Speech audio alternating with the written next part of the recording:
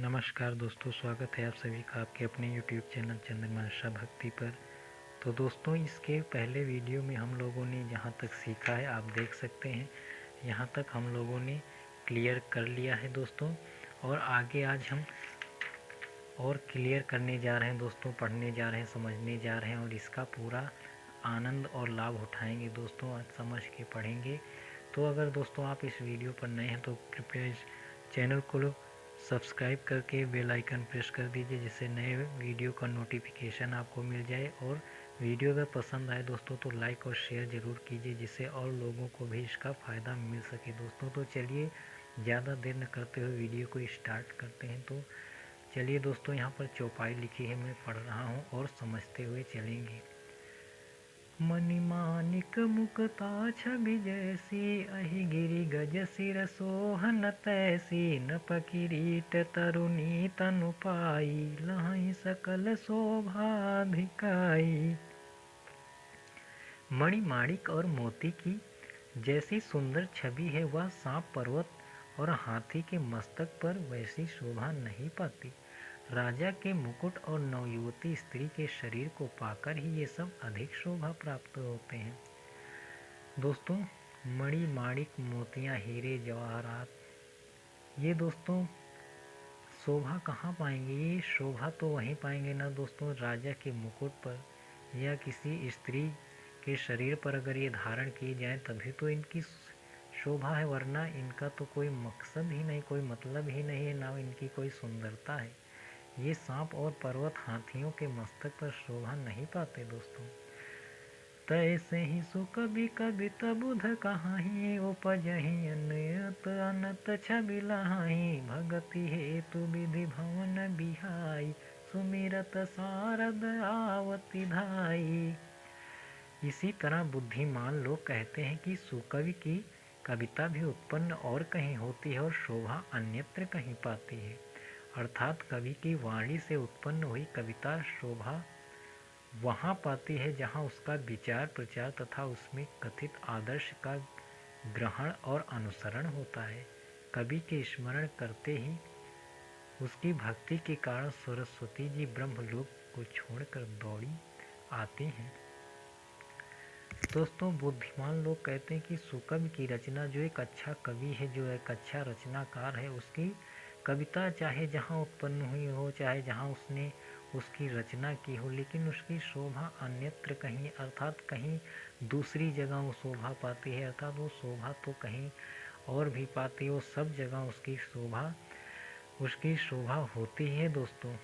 लेकिन उसका प्रचार और उसमें कथित आदर्श का ग्रहण और अनुसरण जहाँ पर होगा, उसको जहाँ पर समझा जाएगा, उसके विचारों को ग्रहण किया जाएगा और उसको प्रसारित किया जाएगा अन्य लोगों में भी, तो ऐसे कवियों के स्मरण करते ही माँ सरस्वती भी दौड़ी चली आती हैं। रामचरित सर बिनु अनहवाए, सो समझाई न कोटि उपाय, कवि को विद असहृदय विचारी, गावहीं हरि जस कलिमल हारी।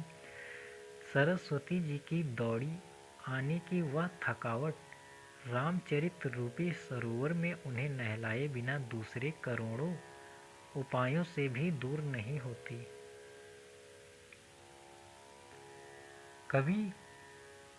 कवि और पंडित अपने हृदय में ऐसा विचार कर कलयुग में पापों को हरने वाले श्री हरि के यश का ही गान करते हैं दोस्तों। सरस्वती जी दौड़ी आने की थकावट श्री रामचरित रूपी सरोवर में उन्हें नहलाए बिना दूसरे करोड़ों उपायों से दूर नहीं होती दोस्तों। ये श्री रामचरित मानस का गोस्वामी बाबा इतना महत्वपूर्ण बता रहे हैं, इतनी उसकी पवित्रता को बता रहे हैं कि माँ सरस्वती भी इसके लिए दौड़ी चली आएंगी। कीन्हे प्राकृत जन गुण गाना, सिर धुनि गिरा लगत पछिताना, हृदय सिंधु मति सीप समाना, स्वाति शारदा कहीं सुजाना। संसारी मनुष्यों का गुणगान करने से सरस्वती जी सिर धुनकर पछताने लगती हैं कि मैं क्यों इसके बुलाने पर आई। बुद्धिमान लोग हृदय को समुद्र, बुद्धि को सीप और सरस्वती को स्वाति नक्षत्र के समान कहते हैं। दोस्तों, गोस्वामी बाबा जी कह रहे हैं, अगर कोई ऐसा कवि माँ का आह्वान करता है जिसकी कविता में ना कोई रस है ना कुछ है, तो माँ सरस्वती भी इसको धिक्कारती हैं। जो बरसई बरबारी विचारू, होहि कविता मुक्ता मनि चारू। इसमें यदि श्रेष्ठ विचार रूपी जल बरसता है तो मुक्ता मणि के समान सुंदर कविता होती है।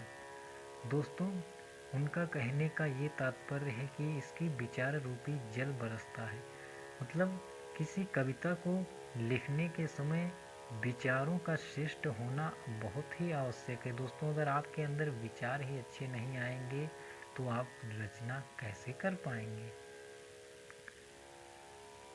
जुगुति बेधि पुनि पोहियहि, रामचरित बरताग। पहिरहि सज्जन विमल उर, शोभाति अनुराग। उन कविता रूपी मुक्ता मणियों को युक्ति से वेध कर फिर रामचरित रूपी सुंदर तागे में पिरोकर सज्जन लोग अपने निर्मल हृदय में धारण करते हैं, जिससे अत्यंत अनुराग रूपी शोभा होती है। वे आत्यंतिक प्रेम को प्राप्त होते हैं। वो कह रहे हैं उन कविता रूपी मणियों को, जो मुक्ता मणियाँ हैं अर्थात जो उनके वर्ण हैं, जो युक्ति है, उनको युक्ति से बेध कर श्री रामचरित रूपी सुंदर तागे में, मतलब कोई ऐसी रचना में या कोई ऐसे व्यक्तित्व में उसको पिरोया जाता है जिससे सज्जन लोग अपने निर्मल हृदय में जिसको धारण कर सके, जिसको समझ सके, तब जाकर उसके ऊपर अनुराग अर्थात प्रेम और उसकी शोभा बढ़ जाती है। दोस्तों, आगे देखते हैं दोस्तों। जे जन में कलिकाल कराला, कर तब बायस बेश मराला। चलत कुपंथ बेद मग छाड़े, कपट कलेवर कलिमल भाड़े।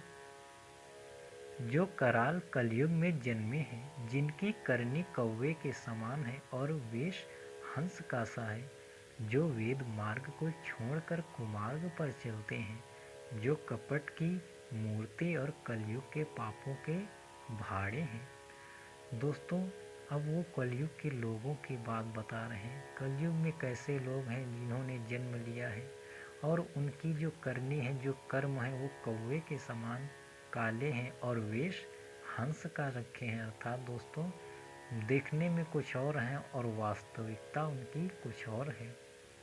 जो कुमार्ग पर चलते हैं अर्थात बुरे रास्तों पर वो चलते हैं, कपट की मूर्ति है, छल कपट तो उनके आभूषण हैं। दोस्तों, वंचक भगत कहाई राम के, किंकर कंचन कोह काम के। तिन्ह मह प्रथम रेख जग मोरी, भीग धर्म ध्वज धंधक धोरी। जो श्री राम जी के भक्त कहलाकर लोगों को ठगते हैं, जो धन लोभ क्रोध और काम के गुलाम हैं और जो धींगा धींगी करने वाले, धर्म ध्वजी धर्म की झूठी ध्वजा फहराने वाले, दंभी और कपट के धंधों का बोझ ढोने वाले हैं। संसार के ऐसे लोगों में सबसे पहले मेरी गिनती है।